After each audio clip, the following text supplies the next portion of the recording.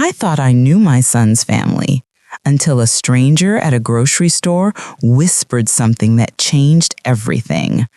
That moment exposed lies I never imagined and a truth that nearly tore us apart.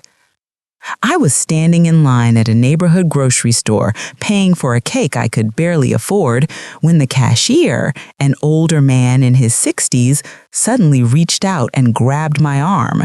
His grip wasn't rough, but his eyes stopped me cold. There was something in them, something urgent, like a man about to say something he shouldn't. He leaned in close and whispered a few words that hit me like a punch to the chest. Words about my son and his wife's family. For a moment, I couldn't breathe.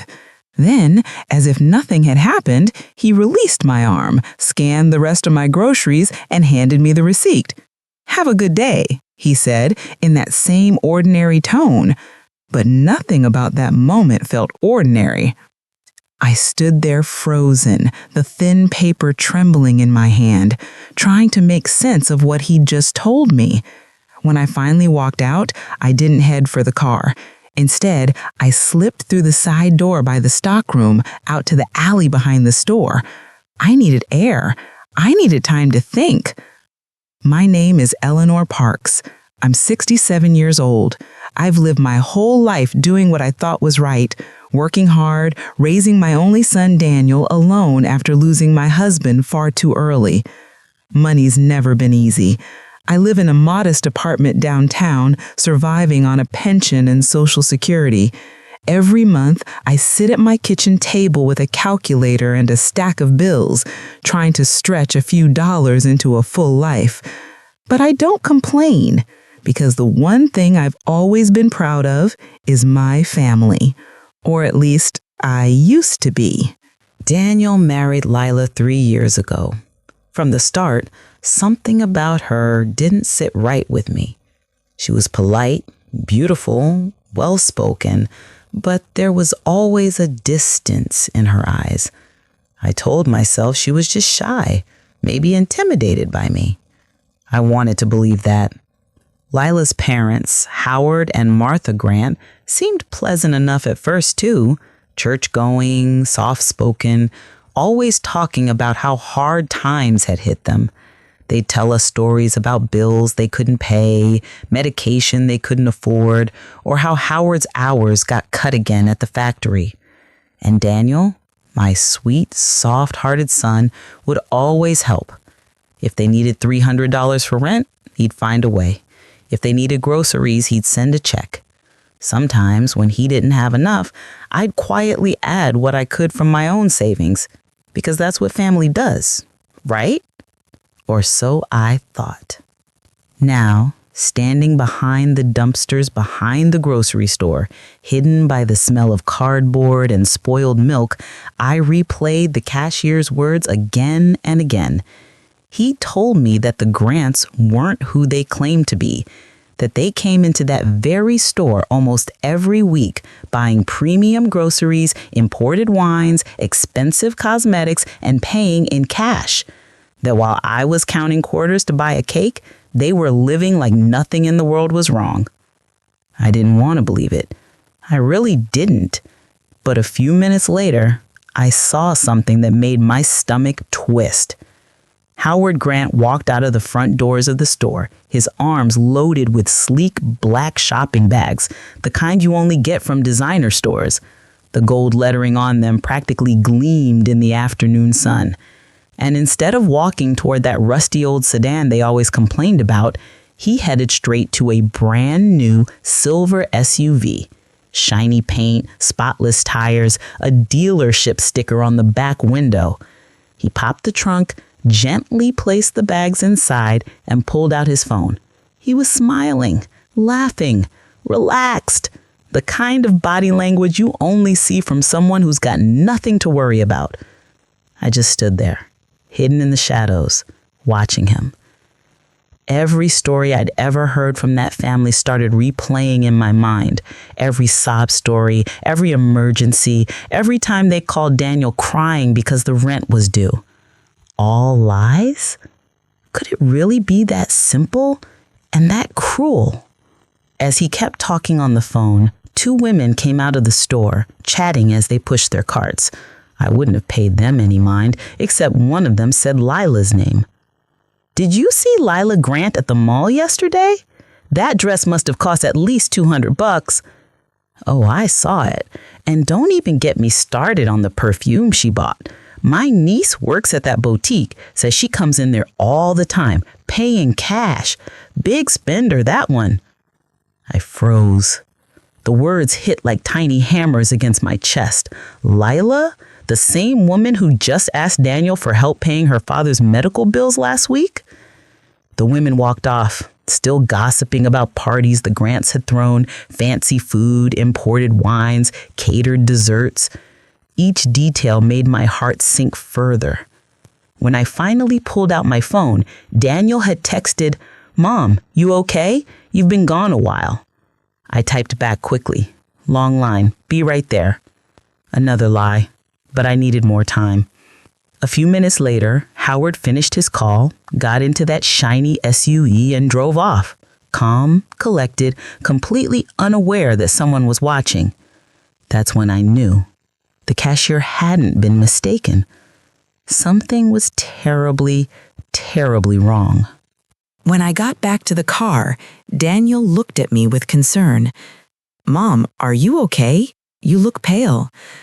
"Just a long line," I said, forcing a smile. "You know how weekends are." He nodded, started the engine, and began driving toward the Grants' house. As the city passed by through the window, my mind replayed everything I'd seen, every word I'd heard. The pieces didn't fit anymore. So I asked, casually, "How's Howard doing these days? Lila said his job situation was rough." Daniel sighed. "Yeah, she told me the company cut his hours again. That's why I've been sending them extra this month." A slow, heavy chill settled in my chest. He was repeating their script word for word. "Son," I said softly, watching his reflection in the glass, "just promise me you'll be careful. Sometimes people aren't who they seem." He laughed lightly. "Mom, they're family." I smiled back, but inside, I knew family doesn't hide luxury behind borrowed sympathy. And as we pulled into their driveway, I decided something quietly but firmly in my heart. If I wanted to protect my son, I'd have to uncover the truth myself, even if it broke both our hearts. By the time we reached the Grants' neighborhood, the sky had turned the pale silver of a late Saturday afternoon. Every street looked like a photograph from a real estate brochure. Manicured lawns, trimmed hedges, tidy front porches. I stared through the car window, remembering the stories Lila used to tell about leaking roofs, broken windows, a furnace on its last legs. Yet nothing in this neighborhood looked run down or desperate. "Nice area," I said, keeping my voice light. He smiled, proud of the observation. "Yeah, they've managed to hang on to it. Lila says they've had a rough few months, but they're doing their best." Doing their best.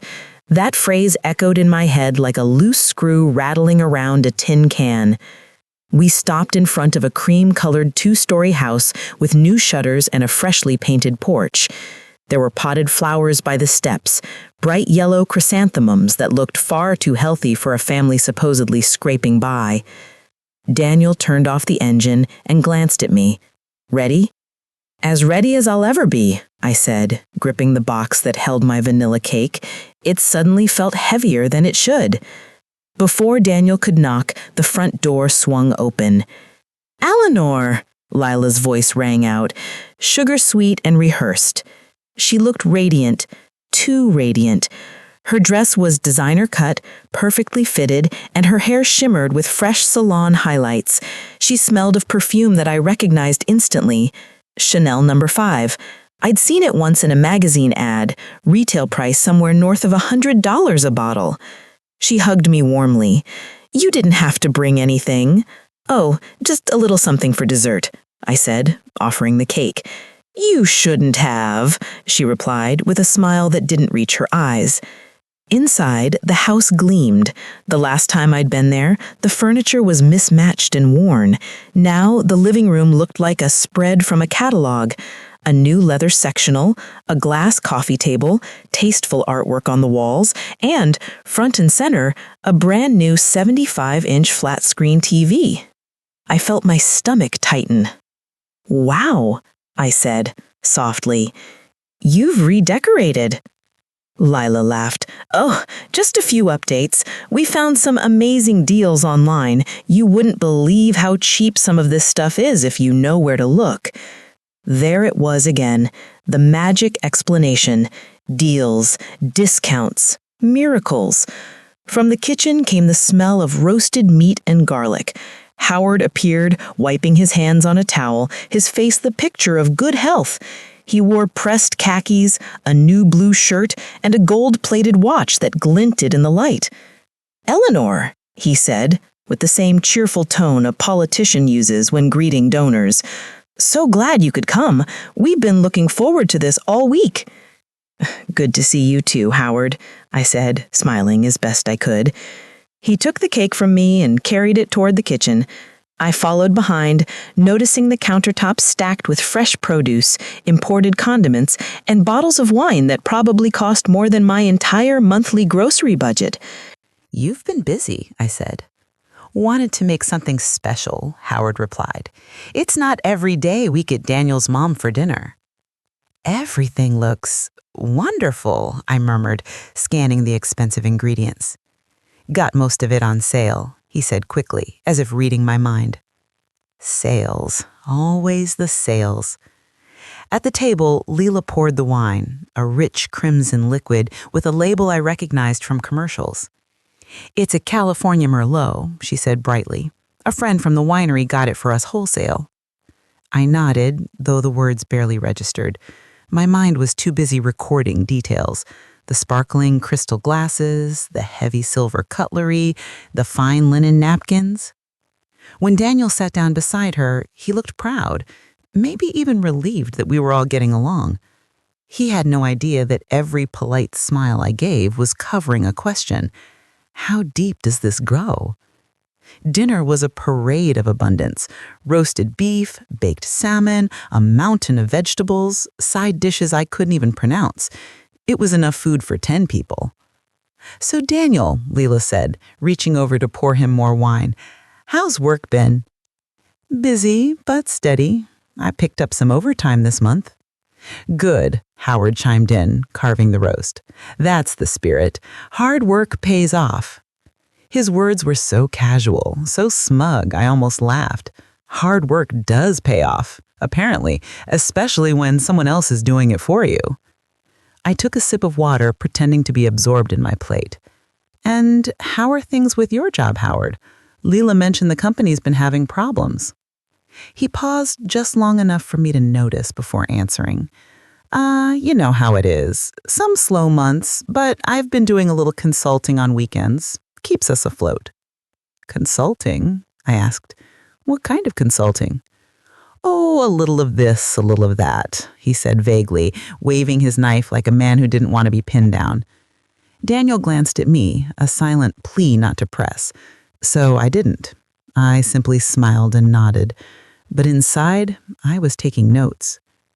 Throughout dinner, I noticed Leela's phone vibrating every few minutes. Each time she glanced at it, a small smile crossed her lips. Once, when she thought no one was looking, she typed a quick reply and slipped the phone face down beside her plate. "Everything okay?" I asked gently. "Oh, just a friend planning a baby shower," she said too quickly. "Nothing important." I let it slide, for now. After the meal, Howard offered to show me around the newly improved house. The phrase made me want to laugh and cry at the same time. We walked through the hallway, and I couldn't help noticing more upgrades. A new rug, polished floors, framed art prints. When we reached the master bedroom, I stopped cold. On the dresser sat several shopping bags from high-end boutiques, still with tissue paper peeking from the tops.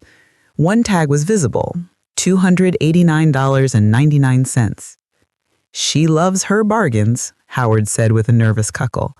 You know how women are when they find a good sale. My jaw tightened. Bargains. Always bargains. Before I could reply, my phone buzzed in my pocket. A text from an unknown number. Mrs. Parks, sorry to bother you. I thought you should see this. Attached was a photo. It was a store receipt. Over $400 in luxury groceries dated 2 days ago. The name at the top? Howard Grant. My pulse hammered in my ears. I slipped the phone back into my purse before anyone noticed. I didn't need more confirmation. I already knew what it meant. Back in the living room, Daniel and Leela were laughing about something on the couch, wine glasses in hand. Howard joined them and cracking a joke about gas prices. I stood near the doorway, watching them, the perfect image of a happy middle-class family. But all I could see was the receipt burned into my mind, $400 in fine food and imported wine, while my son worked overtime and skipped meals to help them out. Mom, are you okay? Daniel asked when he caught my expression. Just tired, sweetheart, I said softly. It's been a long day. Leela jumped up. Let me make you some tea.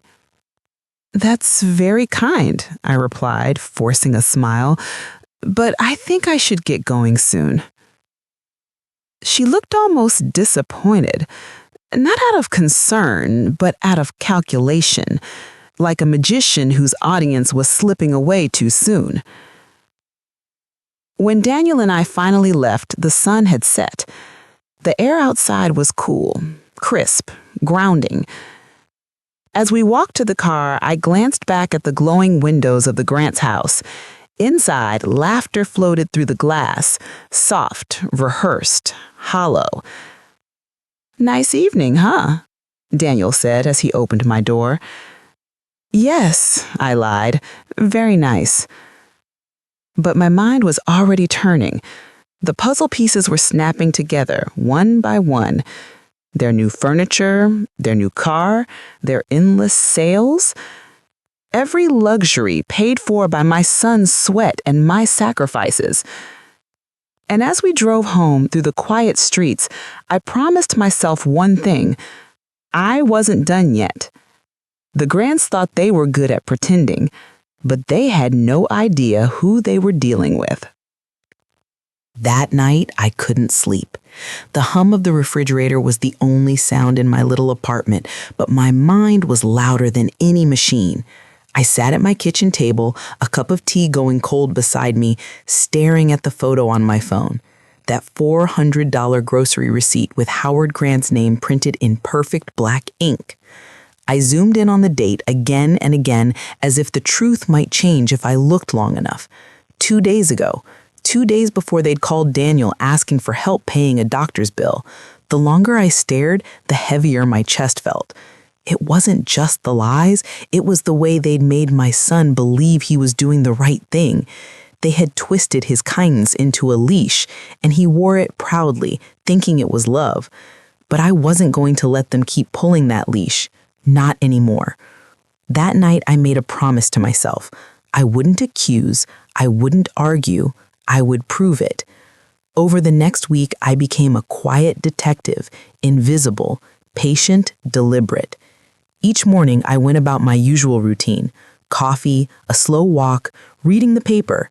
But behind that routine, I had a new purpose. I started documenting everything. Every time Daniel mentioned helping Leela's family, I wrote it down, the amount, the reason, the date. A notebook slowly filled with numbers and patterns, and what emerged made my stomach twist. Rent, medicine, car repairs, emergency plumbing. Same cycle, month after month, but never a word of gratitude that sounded real. Midweek, I got another message from the grocery store cashier. Eli, he'd signed this one. Mrs. Parks, I thought you'd want to know. They were in again today. Wine, seafood, imported cheese. Over $600 this time. Attached was another photo, another receipt. $600. The date matched the very day Leela had texted Daniel that her dad needed urgent medication. I thanked Eli, though I didn't know what words could ever be enough. He was risking his job to tell me the truth, but he simply wrote back, "My mother once went through the same thing. No one warned her in time. I just couldn't stay quiet." I sat there, staring at his message, feeling that small spark of human decency that still exists in the world. Someone had cared enough to speak up. By Friday, I had 5 receipts, each one tied to a lie. It was no longer coincidence. It was a system, a well-oiled routine of manipulation. When Daniel called that evening, his voice sounded worn. "Mom, I might stop by tomorrow. It's been a rough week." "Everything okay?" I asked, already bracing for the answer. He sighed. "Leela's dad needs minor surgery. The insurance doesn't cover all of it. She's been stressing out. I promised I'd help. Just $200 this time." $200, the same number scribbled on the latest grocery receipt, the one where Howard had bought champagne and imported shrimp. That was the final straw. "Come by tomorrow," I told him gently. "There's something I want to show you." Saturday came with gray skies, the kind that make the world feel heavier. I baked muffins, trying to calm my hands. When Daniel arrived, he looked exhausted, eyes rimmed red, shoulders slumped. "You working too much again?" I asked softly. He nodded, rubbing his neck. "Yeah, overtime every night, but it's worth it if it helps them." That sentence, "if it helps them," nearly broke me. I motioned him to sit.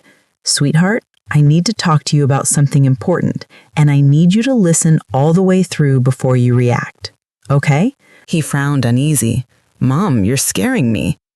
"It's not my intention to scare you," I said. "It's to protect you." I handed him my phone. The screen showed the first photo, the grocery receipt with Howard's name and the $400 total. He blinked. "What is this?" "Look at the date." He did. Then the next photo, another date, another total. "Mom, I don't understand. These are receipts from the same grocery store where I met a cashier named Eli. He recognized our family name. He's the one who told me what's been happening." I explained everything. The whispers behind the store, the SUV, the expensive bags, the conversations I overheard. I laid out the receipts like cards in a poker game, one after another, every lie on full display. Daniel stared at them, shaking his head. There has to be an explanation. Maybe they got a refund. Maybe someone else used Dad's card. "Daniel," I placed my hand on his. "Each one of these purchases matches a time when Leela asked for money. Look at the pattern. The same days, sometimes the same hour." He swallowed hard. "Mom, I don't expect you to believe my wife would. I don't expect you to believe me, son. I expect you to believe evidence." He looked at the photos again, slower this time, the denial in his eyes fading into confusion. Then something deeper, pain. "Why would they do this?" he whispered. "Because they could," I said quietly. "Because you trusted them, because they knew you'd never ask questions." He pushed back from the table, pacing the small kitchen. "I feel sick." I didn't move. I knew better than to crowd him when the truth was still cutting its way through. Finally, he stopped, facing me. "How much do you think I've sent them?" I opened my notebook and showed him the totals I'd tracked. Around 5,000 over the last 2 years, maybe more. "And that's just what you told me about." His face went pale. 5,000? "Yes." My voice trembled, but I forced it steady. 5,000 you could have used for your future, or even for yourself. For a long moment, neither of us spoke. The clock ticked on the wall, each second heavier than the last. Then Daniel straightened. "I need to talk to Leela." "Are you sure you're ready?" I asked softly. "Once this conversation happens, things will never go back to how they were." He nodded, jaw clenched. "I can't keep pretending everything is fine. I need to hear the truth from her." That evening, I sat by the phone, waiting. Minutes turned into hours. The sky outside grew darker until the only light in the room came from the small lamp by my chair. Finally, sometime past 2 in the morning, my phone rang. "Mom?" Daniel's voice cracked through the speaker, raw and shaken. "What happened?" "You were right." He paused, and I could hear him trying not to cry. "You were right about everything." Then slowly, he told me everything that had unfolded. He'd gone home pretending nothing was wrong. When Leela went to shower, he looked through her purse, something he said he'd never done before. Inside, he found receipts from boutiques, jewelry still in their boxes, and worst of all, a small notebook filled with notes in her handwriting. Every lie, every emergency, every story she'd told him was listed like business transactions, the dates, the amounts, even small reminders like mention Dad's medication or act upset when asking. It wasn't just deceit, it was a playbook. Daniel's voice trembled. She even had the next lie planned out, a dental emergency for her mom, $1,800. My stomach turned. And when I confronted her, she tried to deny everything, said it was a misunderstanding. When I showed her the receipts, she screamed that I had no right to look through her things. Then she blamed you. "Me?" I asked. "She said you'd poisoned me against her, that you've always wanted us to fail." Typical. Manipulators always find a villain to hide behind. And then? Daniel exhaled, long and broken. Then she admitted it, said her father never lost his job, said it wasn't personal, just business. They thought I could afford to help out indefinitely. Mom, she used those words, indefinitely. I closed my eyes. There was no satisfaction in being right, only grief. "What did you do?" I asked quietly. I told her we're done. I'm filing for divorce tomorrow. For a long moment, there was silence between us. The kind of silence that only comes when something ends for good.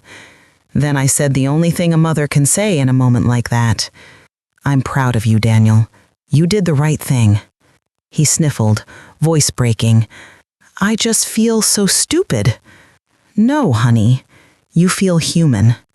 Good people get deceived because they believe in goodness. That's nothing to be ashamed of." We stayed on the phone until nearly dawn, neither of us speaking much, both just existing in the same quiet heartbreak. When the sun finally began to rise, its light slid through my curtains and fell across the table, over the receipts, the notebook, and my cold cup of tea. I realized then that the lies were over, that the healing, the real work, was just beginning. The next morning, my apartment felt heavier than usual, like the air itself carried the weight of everything that had changed overnight. I hadn't slept. Every time I closed my eyes, I saw Daniel's face, that mix of heartbreak and disbelief when he told me, "You were right." There's no comfort in being right when the truth destroys someone you love. I poured myself a cup of coffee and sat by the window, watching the early sunlight spill across the buildings outside. It should have been an ordinary morning, but nothing about it was ordinary anymore. When the phone finally rang again around 10, it was Daniel. His voice was tired, but clear, steadier than it had been in years. "I called a lawyer," he said simply. My heart clenched. "And?" "They're filing for divorce papers this week. No hesitation."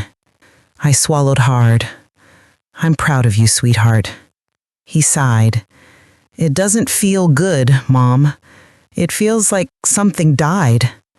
I wanted to tell him that something had died, the illusion he'd been living under, the fantasy that love could survive when built on lies. But instead, I said gently, "Sometimes what dies needed to. It makes room for what's real." He didn't respond right away, but I heard him breathe, long and steady, the sound of a man finally letting go. For a few days, things were quiet, too quiet. Then the calls began. The first was from Howard Grant.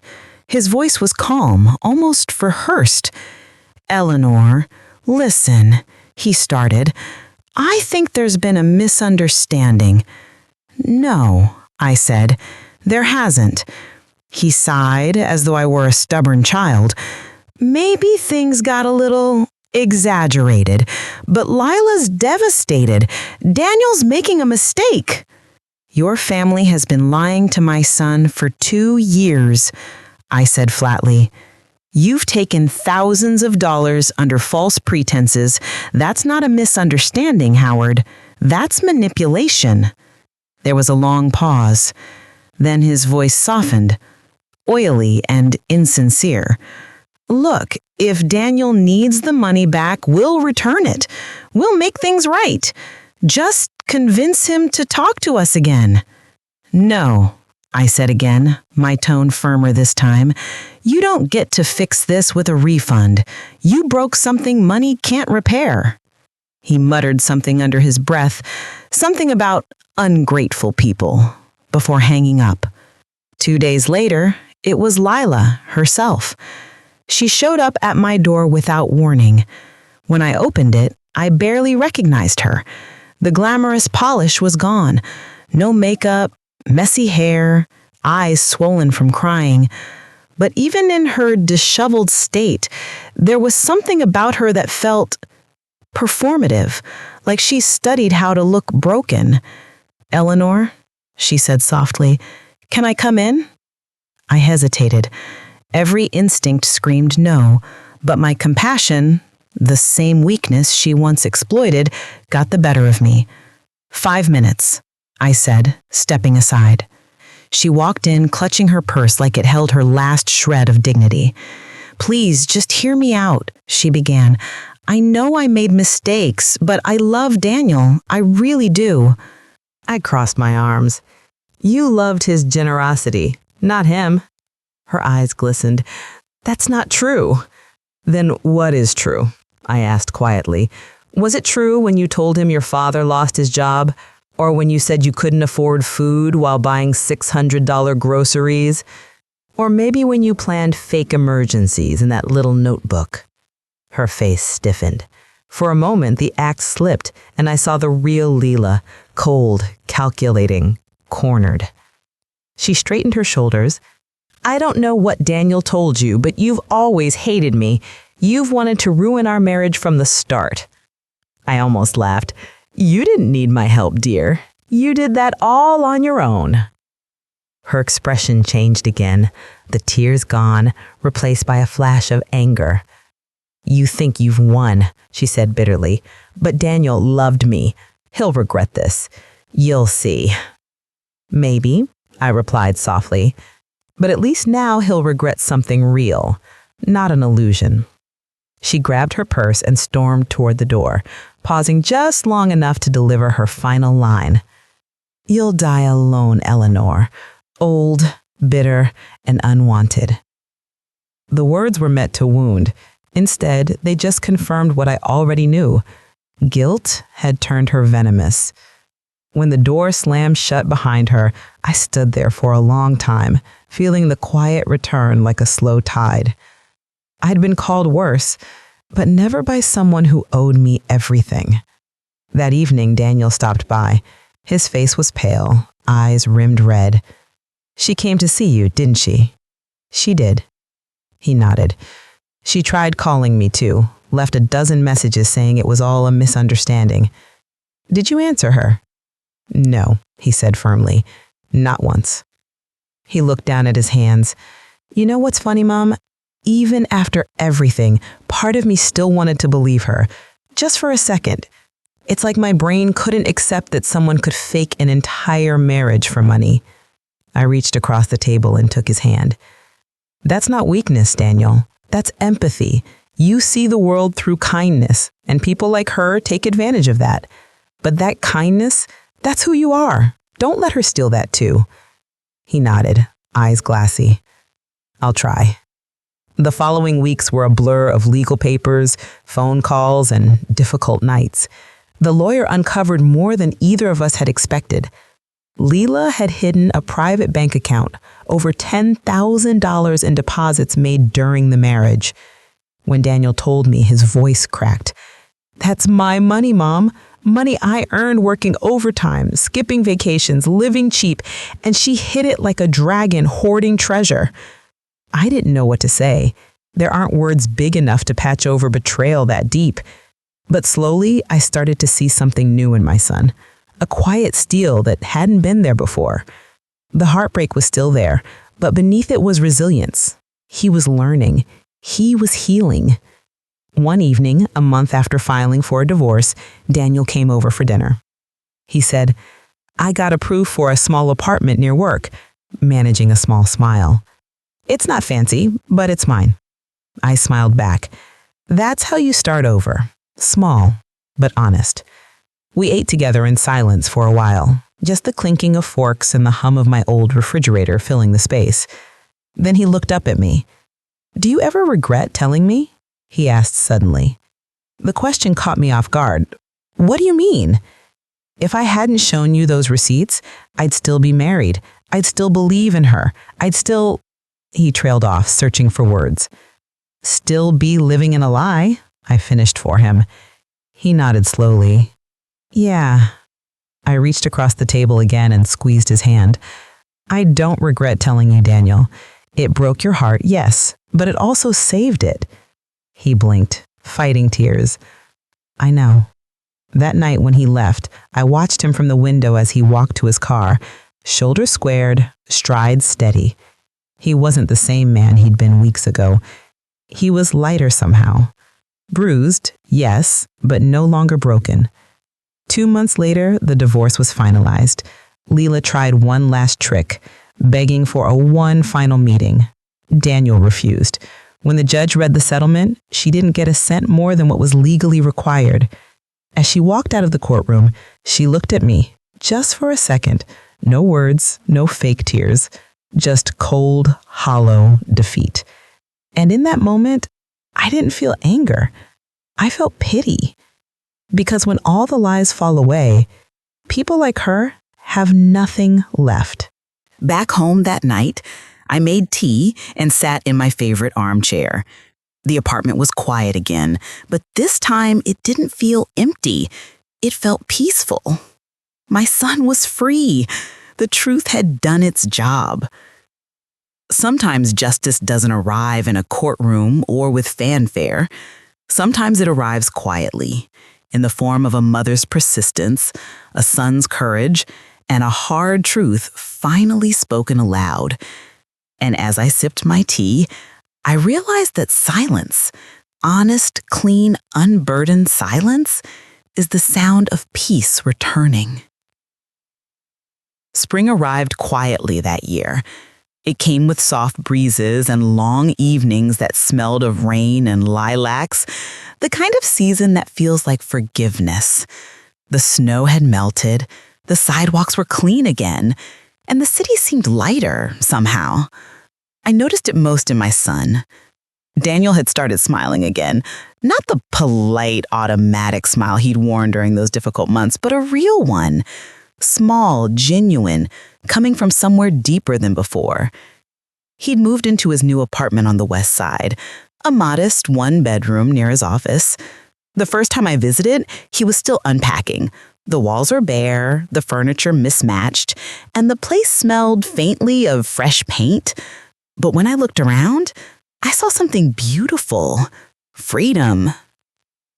He handed me a mug of coffee and said, "It's not much, but it's 9. "It's everything," I said, smiling. And it was. The first few weeks after the divorce were hard, of course. The quiet hit him like a wave. No background chatter, no fake sweetness. No one there to tell him who to be or what to do. But as the silence settled, he started to fill it with real things. He began cooking again, something he hadn't done since before he got married. He picked up old hobbies, woodworking, cycling on weekends, even volunteering at a local shelter. One Saturday, when I came by to drop off some groceries, I found him sitting on the floor building a small bookshelf.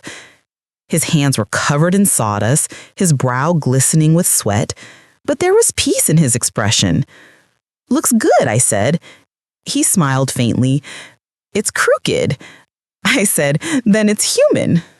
He laughed, the first real laugh I'd heard in a long time. I'd be lying if I said everything was perfect. Healing never moves in a straight line.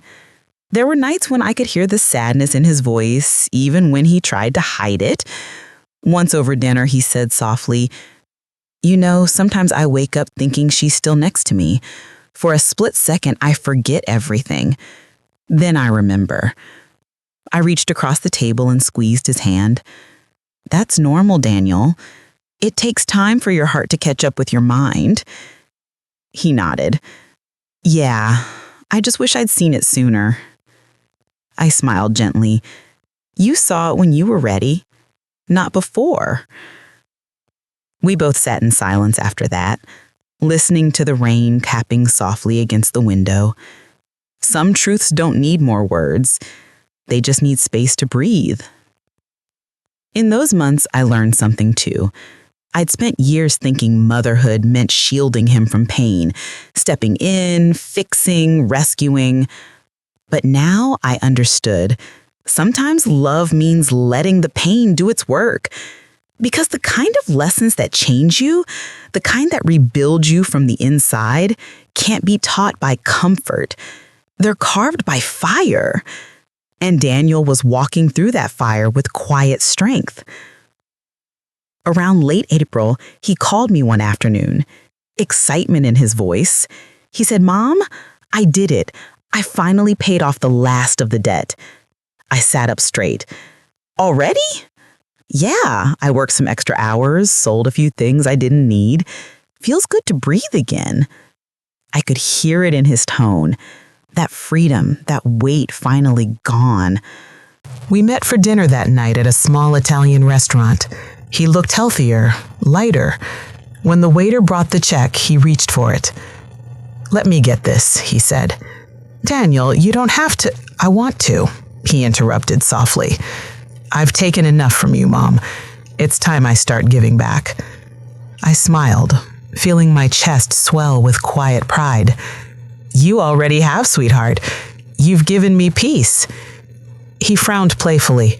"That sounds like something from a greeting card." "Maybe," I said, laughing, "but it's true." As weeks turned into months, little signs of renewal appeared in both our lives. Daniel started seeing friends again, the ones he'd lost touch with during his marriage.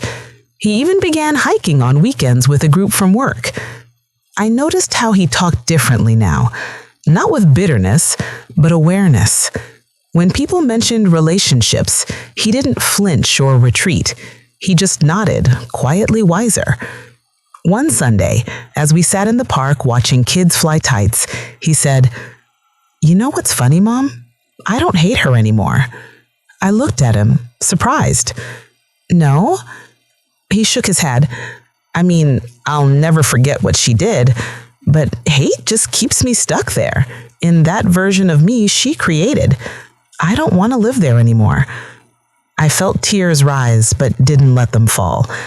That's how you know you're healing, when forgiveness stops being about them and starts being about you.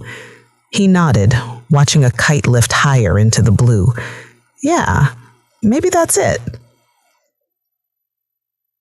For me, rebuilding meant smaller, quieter changes. I started volunteering at the local community center, helping seniors with meal prep and budgeting. It felt good, useful. And sometimes, late at night, I'd find myself writing, not letters or journals, just thoughts, little reflections about truth, love, and the strange mercy of second chances. I even sent a few of those notes anonymously to a small online advice forum. One of them read, "Sometimes the hardest thing a parent can do is watch their child break and not interfere. But if you wait, if you trust love long enough, you'll see that pain isn't the end, it's the beginning of wisdom." It got dozens of replies from strangers, people who'd gone through heartbreak, betrayal, loss, And for the first time in years, I didn't feel alone in what I'd been carrying. One afternoon, while sorting old papers, I found the notebook I'd used to track all the lies, the dates, the amounts, the patterns. I sat there for a long time staring at those pages, remembering every sleepless night, every anxious moment, every tear Daniel had shed. Then slowly, I tore the pages out one by one. The sound was sharp, cleansing. When I finished, I gathered the pieces into a small metal bowl and lit a match. The paper curled and blackened, the ink turning to smoke. I watched until the last ember died, and what was left was nothing. No evidence, no bitterness, just silence. And in that silence, I whispered, "We survived." By early summer, Daniel had fully rebuilt his rhythm. He got a small promotion at work. He bought a secondhand car, nothing fancy, but reliable.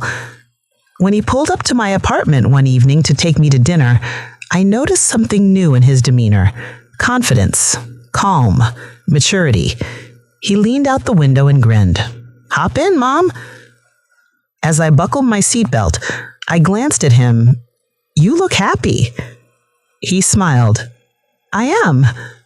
For a moment, I didn't see the man who'd been broken by betrayal. I saw the boy I'd raised, the one who used to ride his bike down our old street with scraped knees and wild dreams. Time had come full circle.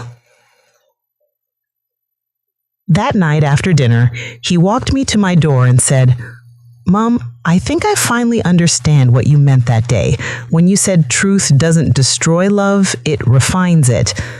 I smiled softly. "And what does that mean to you now?" He thought for a moment. "It means love isn't about blind trust. It's about seeing everything, the flaws, the pain, the mistakes, and still choosing to care. You did that for me." Tears welled in my eyes, warm and unashamed. "I always will," I whispered. He hugged me then, tighter than he had in years, and for the first time in what felt like forever, I let myself believe, truly believe, that we both made it through. Not perfect, not unscarred, but whole. Sometimes the most beautiful chapters of life begin after the worst ones end. Because when the smoke clears, when the lies are gone and the wounds start to heal, what remains isn't weakness, it's truth. And truth, I've learned, has a heartbeat all of its own. There's a strange kind of silence that follows pain. Not the empty kind, not the silence of loneliness or grief, but the soft kind. The kind that feels like a sigh after years of holding your breath. That's the silence my life settled into. Months passed. Seasons changed again. The air grew cooler. The leaves began to fall. And with them went the last traces of anger that used to live inside me. Daniel had built something new for himself. A life that was honest, steady, and entirely his. And watching him heal became my healing too. I still remember the day I visited his apartment that autumn. The walls were no longer bare. He'd hung photos, little pieces of art, small signs of a home in progress. On the coffee table sat a framed picture of him and me, taken years ago at a county fair. We were both laughing, faces messy from ice cream. I'd forgotten that photo even existed. When I picked it up, he said quietly, "I found that in a box while unpacking. I kept it to remind myself who I was before everything." I looked at the picture again. "You haven't lost him," I said softly. "He just had to walk through the fire to come back." He smiled, that same boyish grin I thought I'd never see again. I guess that's true. That night, after dinner, we sat on his small balcony, sipping coffee while the city lights blinked in the distance. He leaned back, looking up at the stars. You ever think about how fast it all changes? He asked. All the time. One minute you're certain of how life should be, and the next you're learning it all over again. He nodded slowly. I used to think love meant sacrifice, that giving up parts of yourself for someone was noble. And now? Now I think love means showing up as your whole self, not pieces of you, not what someone else wants you to be. I smiled. You learned the hard way, but you learned. Guess I had a good teacher, he said, glancing at me with a smirk. That made me laugh, a soft, genuine laugh that felt like fresh air after a storm. Sometimes I think about Howard and Leela, not often, but enough to remind myself of what's behind us.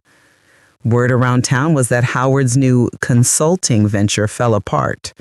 Their fancy SUV got repossessed, the house went up for sale, and the life they'd built on deception finally crumbled. When I heard that, I didn't feel vindicated. I didn't feel triumph. I just felt nothing.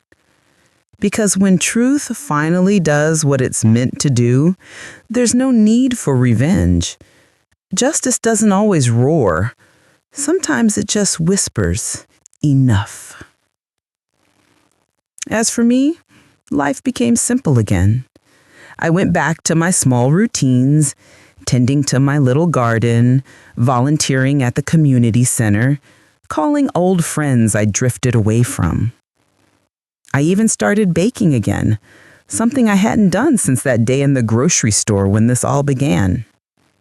Funny how one simple errand can turn into a turning point in your life. Sometimes I think about that cashier, Eli, how his small act of courage changed everything. One stranger choosing truth over silence. I never saw him again, but I hope he knows what he did mattered. It reminded me that we're all connected in ways we don't see.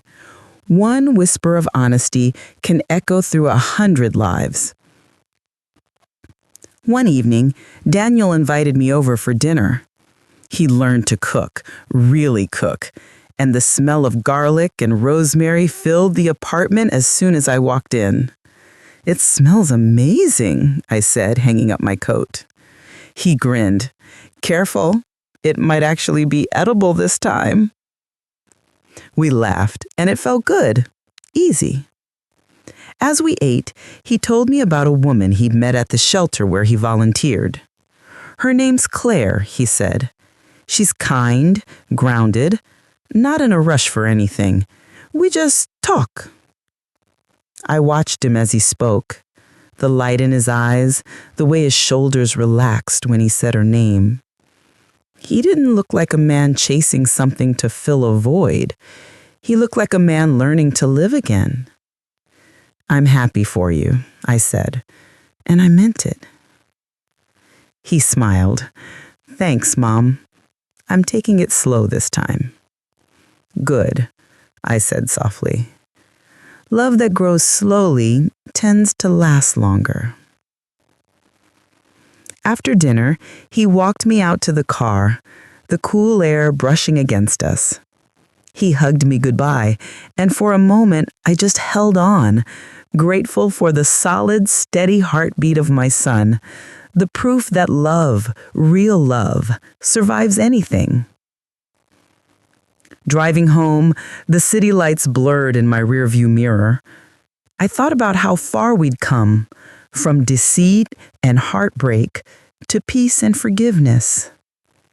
Pain had been the teacher neither of us wanted, but maybe it was the one we needed, because it stripped away everything false and left behind something honest.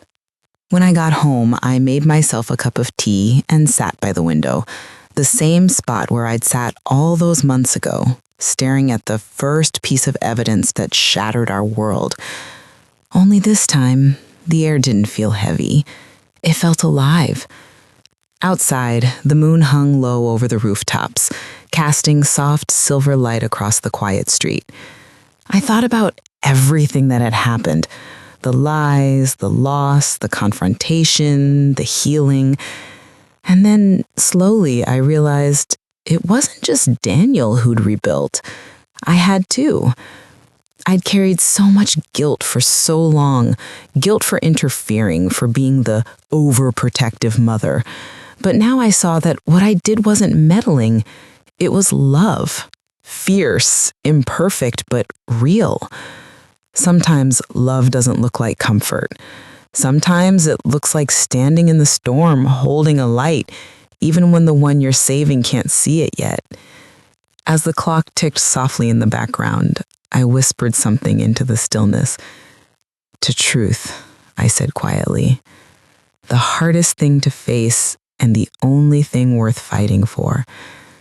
I raised my teacup as if to toast the night, to the woman I used to be, the son I almost lost, and the peace we both found on the other side. Then I smiled, closing my eyes, because for the first time in a very long time, everything felt exactly as it should. A pause, a deep breath. That's what truth does. It doesn't destroy love, it rebuilds it.